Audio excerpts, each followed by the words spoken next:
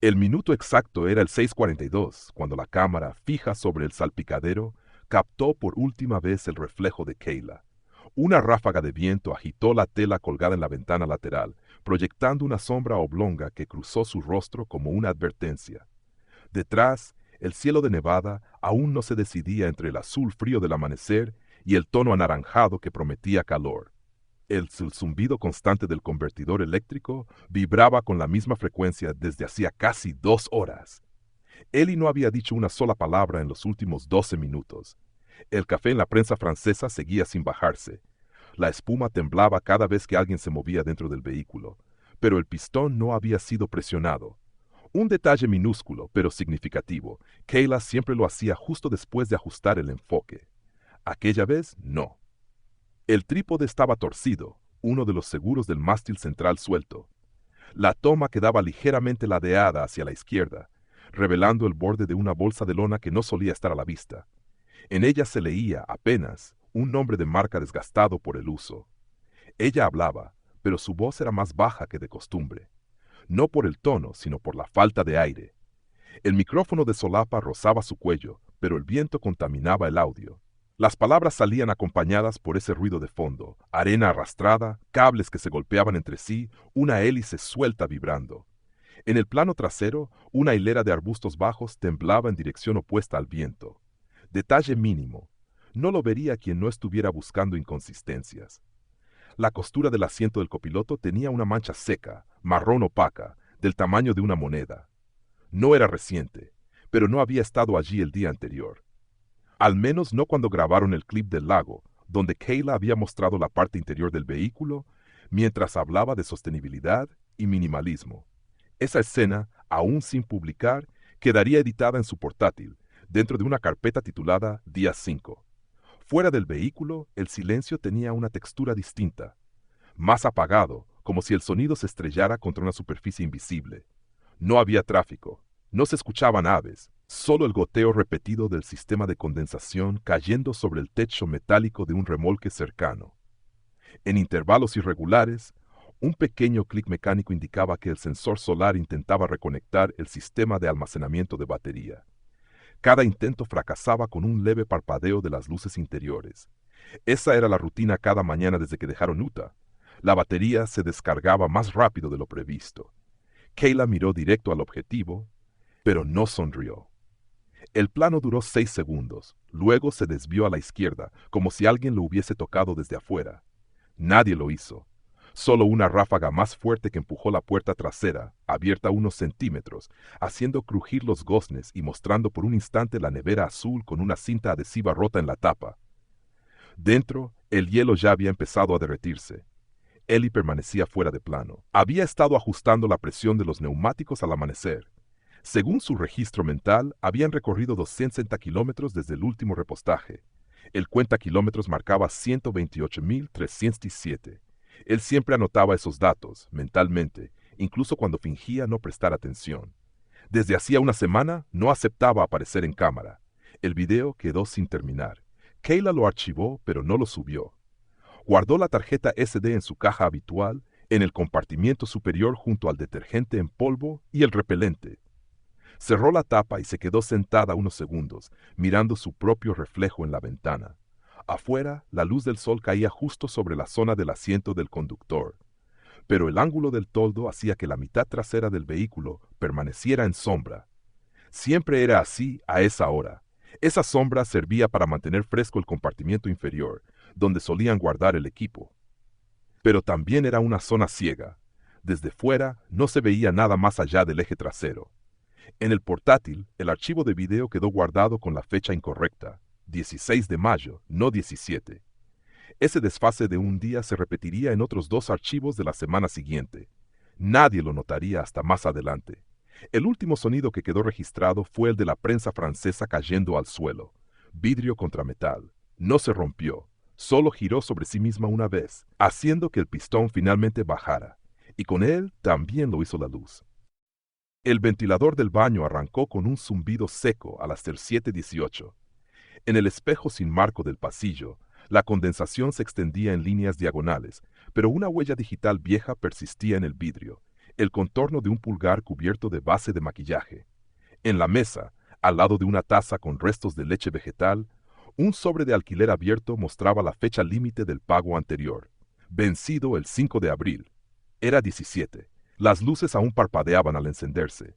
Había un retraso breve entre el clic del interruptor y la respuesta de la lámpara central. Kayla conocía ese ritmo y sabía que el reflejo del pasillo no captaba el recibidor si no se giraba levemente el cuerpo. Ellie dormía desde hacía poco. Se había quedado en el sofá, una pierna colgando, los auriculares puestos, sin música.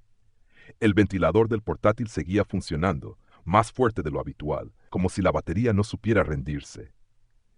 Ella había vaciado la papelera a las 6:41 exactas. Luego barrió sin hacer ruido. En la escoba quedó atrapado un fragmento de vidrio azul, apenas más grande que una lenteja. No recordaba haber roto nada, pero tampoco le sorprendió.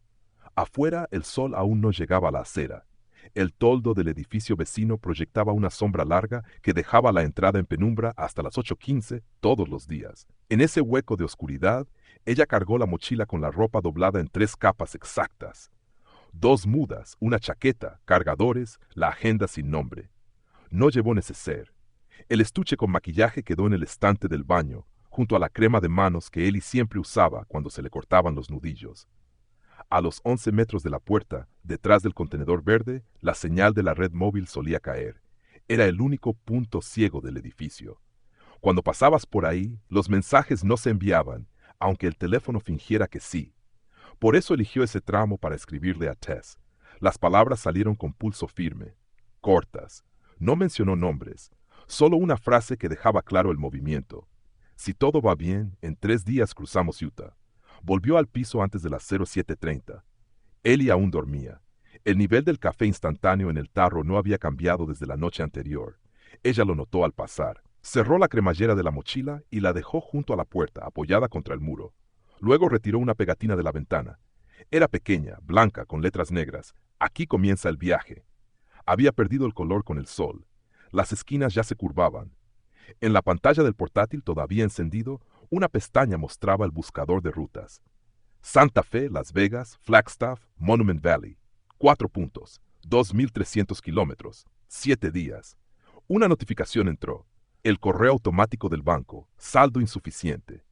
Ella lo cerró sin leer. Luego apagó el ventilador del baño y dejó el piso en silencio. Afuera, la luz aún no alcanzaba la vereda, pero los coches empezaban a proyectar sombras intermitentes al pasar. La mochila no se movió. El reflejo del espejo tampoco. Solo cambió el ritmo del refrigerador. Un golpe seco, el motor aligerando. Y luego de nuevo, ese mismo silencio, el que no decía si era inicio o retorno, pero algo ya se había ido. A las 18:27, el repetidor de señal del área de descanso volvió a registrar actividad por primera vez en 2 días. No fue una llamada ni un mensaje, solo un paquete de sincronización automático emitido desde un teléfono que llevaba 41 horas sin transmitir. El identificador coincidía con el número de Kayla. La antena, instalada en la base de mantenimiento del parque estatal, estaba configurada para almacenar los registros en una tabla de acceso restringido. Nadie lo notó al momento. Solo quedó como un pulso débil en una lista de metadatos. Una pulsación. Un parpadeo.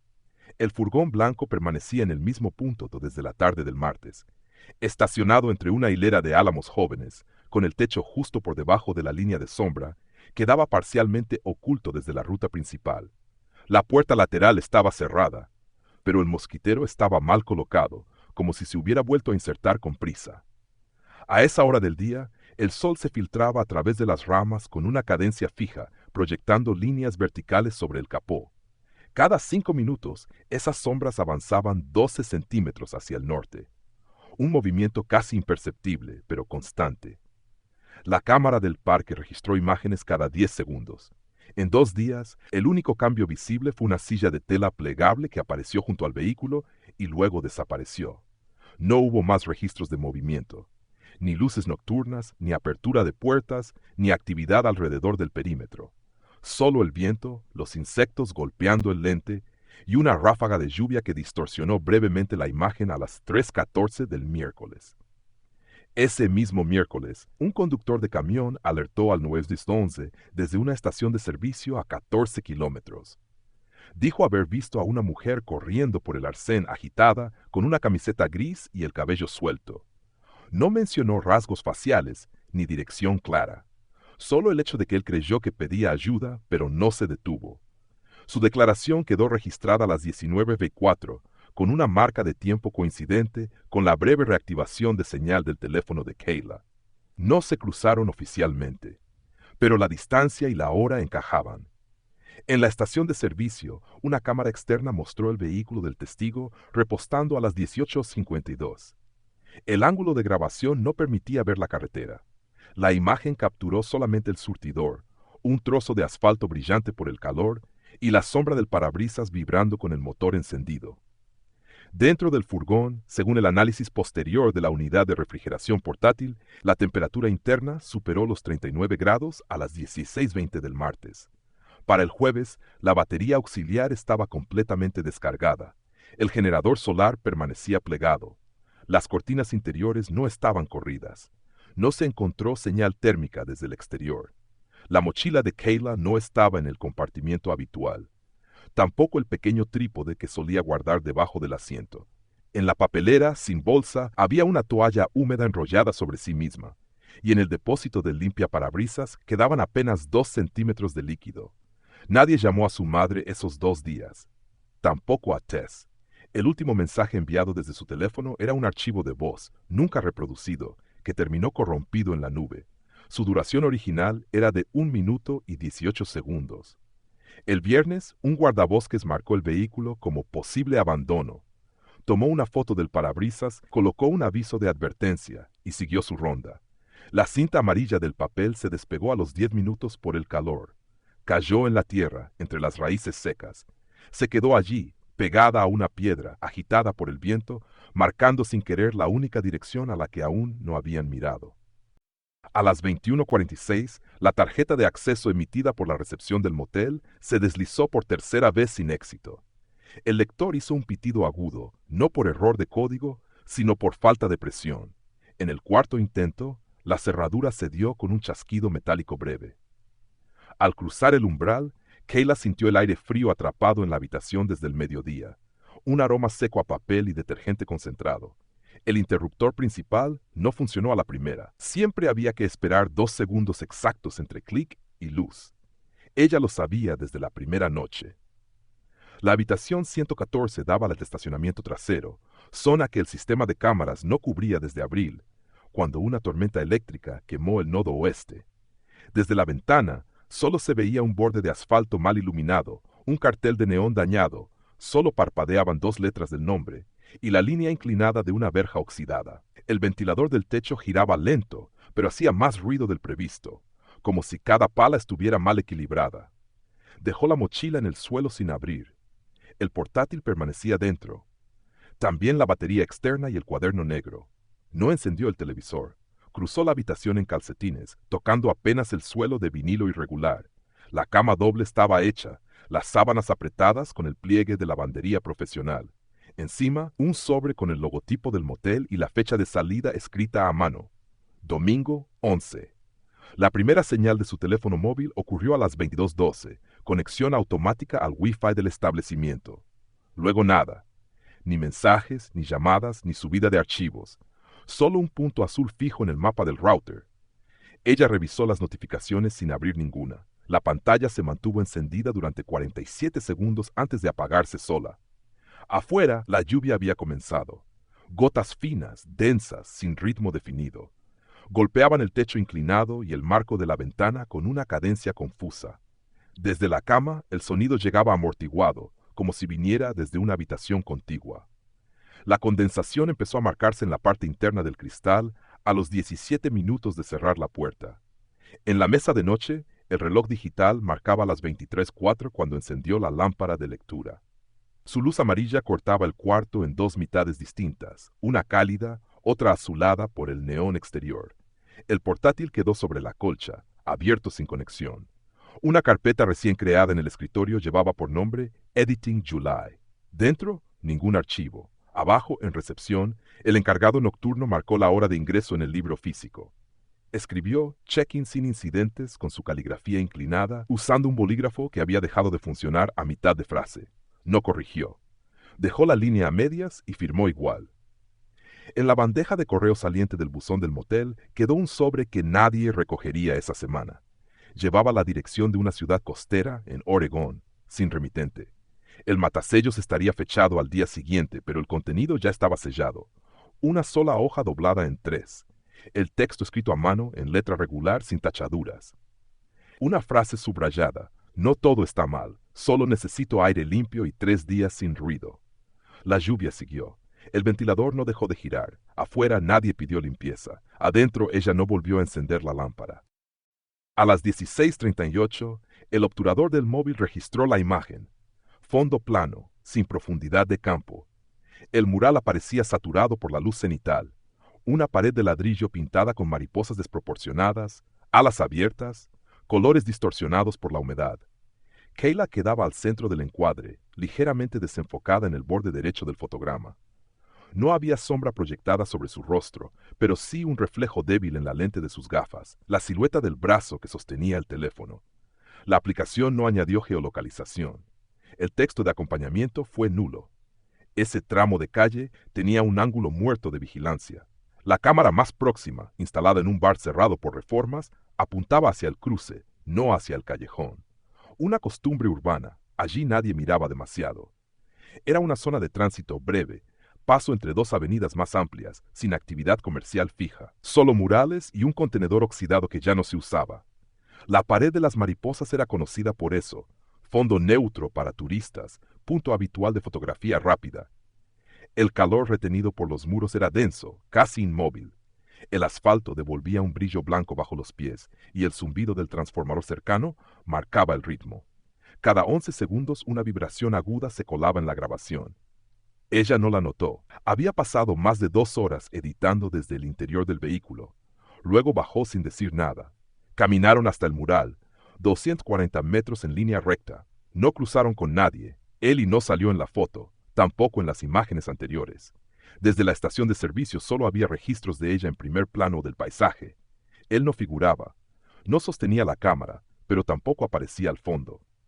En ese nuevo patrón ella quedaba sola incluso cuando no lo estaba. El algoritmo de reconocimiento de rostros no detectó expresión. Solo identificó una inclinación de cabeza que se repetía, 17 grados a la izquierda. Lo mismo en las últimas 5 imágenes del carrete. De regreso al vehículo, no hablaron. La puerta lateral quedó cerrada desde dentro, las cortinas bajadas antes de encender el motor. El GPS marcó salida a las 17:12, rumbo sur. No hubo nuevas publicaciones. A las 17:56, Kayla abrió la galería del teléfono y borró 3 imágenes. Dejó una, la de las mariposas. No usó filtros, no recortó bordes, no añadió texto. La subió tal cual. 20 minutos después empezó la lluvia. En el vidrio trasero del vehículo, las primeras gotas arrastraron polvo acumulado de días anteriores. Las marcas que dejaron fueron diagonales, inconstantes, como líneas de vuelo, como alas extendidas, mojadas, intentando aferrarse a la superficie. A las 06:11, la primera luz quebró el perfil de las colinas con una línea translúcida, delgada como alambre mojado. En el extremo norte del campamento, junto al lecho seco del arroyo, permanecía un vehículo solitario, estacionado con el frontal mirando al claro. El parabrisas empañado reflejaba el cielo sin sol, y una hilera de insectos muertos formaba una curva exacta en la base del vidrio. No había marcas recientes de neumáticos. La tierra bajo las ruedas seguía compacta, sin fracturas, sin desplazamientos. Desde el borde del sendero, un grupo de ramas cortadas se amontonaba en forma triangular. Eran pinos jóvenes, astillados en la base, dispuestos con una geometría que no parecía azarosa. Una cuerda de tela sintética, gris, deshilachada, colgaba desde una rama baja, atrapada en un nudo imperfecto. No era reciente. No era visible desde el camino principal. El campamento Spruce Creek se abría en un valle bajo, donde el eco del viento tardaba en romperse. Ese retardo de sonido era conocido por los guardabosques, entre 4 y 6 segundos desde el grito hasta la repetición. Una costumbre del lugar. Y un riesgo. Cualquier sonido fuerte quedaba devuelto sin dirección clara. La cámara de una pareja de viajeros, ubicada sobre el espejo retrovisor de su autocaravana, captó durante 8 segundos la silueta del furgón. Fue a las 17:03 del día anterior. No lo mencionaron al grabar, solo enfocaban la arboleda, pero al fondo, con nitidez accidental, quedaba registrado el vehículo blanco, inmóvil, con las puertas cerradas y una toalla oscura colgando del portón trasero. Esa toma, revisada después por personal de investigación, permitió acotar el perímetro de búsqueda a menos de 400 metros. Durante la jornada siguiente, 3 unidades de rastreo cubrieron la zona con binoculares térmicos. El calor del motor no aparecía en los escaneos, tampoco señales de combustión reciente. A 5 metros del vehículo, sobre una losa de roca pálida, se halló una marca curva, sucia de barro seco, con una hendidura plástica en el centro, media circunferencia de un soporte de cámara.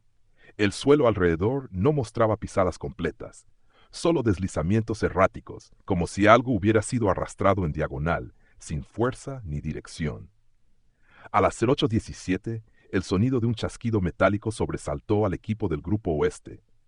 Era una hebilla suelta golpeando contra la antena del techo, movida por una ráfaga aislada. El ruido no se repitió, pero bastó para interrumpir la búsqueda durante 12 minutos, mientras recalibraban la dirección del avance. Ese retraso cambiaría el ritmo del rastreo. La lluvia comenzó al mediodía, ligera, oblicua, apenas perceptible sobre el mantillo reseco. El agua arrastró una línea de polvo hasta una grieta en la base de un tronco caído. Dentro, oculto entre musgo y fibra vegetal, apareció un envoltorio de plástico sellado con cinta negra. No se abrió al momento. Fue catalogado, etiquetado y marcado para análisis externo. A las 14:36, el viento se llevó la cinta amarilla de advertencia colocada en la puerta del vehículo. Cayó al barro y se pegó a la rueda trasera, invisible desde el sendero. Quedó allí hasta la mañana siguiente, cuando alguien reparó en ella mientras grababa una toma panorámica desde el margen del acantilado. Solo entonces entendieron que el centro del campamento no era el punto de fuga, era el centro exacto del círculo. A las 08:44, el dron de la unidad de rastreo descendió sobre el límite suroeste del barranco. La cámara térmica marcó una anomalía de forma irregular, apenas perceptible en el borde entre 2 franjas de vegetación baja. A esa hora, el sol ya había calentado las capas superiores del terreno. Cualquier resto de humedad se evaporaba en menos de 3 minutos. La señal térmica no era activa, era residual. Un calor atrapado bajo la tierra, almacenado en una masa no identificada, que seguía desprendiendo energía aunque el entorno ya se hubiera enfriado. El equipo descendió con cuerdas cortas, entre raíces expuestas y rocas fracturadas. Las botas dejaban marcas breves que se borraban con el polvo suelto y el viento intermitente. El acceso era estrecho, 1,2 metros en su punto más ancho, sin visibilidad lateral. Un paso en falso podía significar 10 metros de caída. La vegetación formaba un techo bajo, enredado, y filtraba la luz en haces verticales. Uno de ellos, el tercero desde el sur, apuntaba directo a una zona de hojarasca removida. La primera señal clara no fue visual, fue olfativa. Un rastro agrio apagado mezclado con resina seca y óxido. Luego un contorno, fragmentos textiles parcialmente cubiertos por ramas dispuestas de forma intencionada. No ramas caídas al azar. Ramas cruzadas, entrelazadas, empujadas desde el centro. Un patrón de ocultación sin técnica, pero con intención. El perímetro se fijó en 4,8 metros. Se usaron estacas de aluminio y cinta blanca. La cámara corporal de uno de los agentes vibró al recibir la orden de grabación continua. En el video puede verse cómo el equipo retrocede medio paso cuando el foco de luz rebota en una superficie plástica translúcida. Debajo, compactado contra el lecho del terreno, había un bulto principal y 3 elementos sueltos: un zapato izquierdo, una botella metálica sin tapa y una funda de gafas doblada sobre sí misma. El dron sobrevoló nuevamente la zona. En la imagen panorámica, el claro se reveló como una cavidad aislada, oculta por una curvatura del terreno. Desde el sendero principal no era visible, no desde ningún ángulo. Esa parte del barranco quedaba en sombra todo el día. El calor solo llegaba por acumulación, nunca por exposición directa. Por eso el termógrafo detectó el foco tarde. A las 10:02, el supervisor en campo marcó la hora exacta del hallazgo. No activaron sirenas. No se utilizó radio abierta. Solo un código transmitido por línea cerrada, zona sellada, descenso inmediato del forense. El silencio posterior duró 6 minutos. Después, el sonido de un pájaro solitario rompió el fondo, como una grieta en el aire detenido. A las 10:10, la cinta marcadora fue retirada para permitir el acceso. El viento que subía por la garganta del barranco agitó la lona azul que se desplegó para cubrir la zona. En los bordes del plástico, el calor se condensaba en gotas que rodaban sin dirección, siguiendo las pendientes invisibles del nylon tenso. Una de esas gotas alcanzó la funda de las gafas, aún doblada. Se detuvo justo en la línea del pliegue. No cayó. Se evaporó. A las 17:26, la transmisión se cortó durante exactos 5 segundos. No fue una falla de red. El sistema de respaldo había registrado flujo estable. En la consola de realización, sin embargo, la imagen se congeló en un solo fotograma. Una toma abierta del bosque, con el foco ligeramente desenfocado y un zumbido persistente cubriendo el sonido ambiente. En el borde inferior del encuadre, medio oculta por la sombra de una rama caída, aparecía la parte superior de una mochila azul oscuro, mal cerrada. La cremallera se curvaba hacia afuera, como si algo la empujara desde dentro. El dron que captó la imagen siguió en línea recta sin detenerse, programado para cubrir el último segmento del perímetro. Era un patrón automático. Cada 11 minutos exactos, el equipo debía sobrevolar el punto cero desde 3 ángulos distintos. Ese recorrido generaba una ceguera momentánea de 90 segundos en la zona opuesta, justo donde estaba la mochila. La programación no permitía variaciones manuales sin autorización doble. El operador de sala lo notó al revisar la secuencia en silencio. El fotograma congelado coincidía con el único intervalo no supervisado visualmente. Ajustó el contraste y recortó el borde. La tela azul parecía húmeda en las costuras, con un brillo fino que delataba contacto reciente con el suelo. Junto a la mochila, a 42 centímetros según el zoom de calibración, había un objeto pequeño, cilíndrico, reflejando una franja de luz ámbar. La imagen no permitía identificarlo. Solo mostraba su simetría perfecta y su alineación con una línea de grava interrumpida. Afuera la temperatura había bajado a 11,4 grados. El viento del norte empujaba las nubes bajas sobre la línea del valle, generando una penumbra suave, sin sombras definidas. Cada paso sobre la maleza generaba un crujido plano, amortiguado por la humedad del musgo. La humedad, al igual que el silencio, deformaba las distancias. Lo que parecía cercano en la imagen tardaba más de 6 minutos en alcanzarse a pie, bajando con cuidado entre ramas, raíces expuestas y huecos invisibles bajo la hojarasca. El equipo de rastreo llegó al claro a las 17:52. En los registros de audio, se escucha cómo el primero en avanzar reduce su respiración justo antes de tocar la mochila. Un leve crujido del cierre, apenas audible. Después un silencio distinto. No ausencia de sonido, sino tensión estática, como si el aire contuviera algo más. La transmisión no se restableció de inmediato. Tardó otros 7 segundos en volver a mostrar la imagen completa. Para entonces, el dron ya estaba sobre el siguiente punto. En la consola, la señal térmica marcada sobre la zona cero comenzó a desvanecerse. No desapareció por completo, pero bajó de intensidad, como si algo se hubiera desplazado ligeramente, como si ya no estuviera exactamente en el mismo lugar. Gracias por ver. Si te gustó esta historia, suscríbete al canal. Te esperan muchas historias interesantes y sorprendentes. Hasta pronto.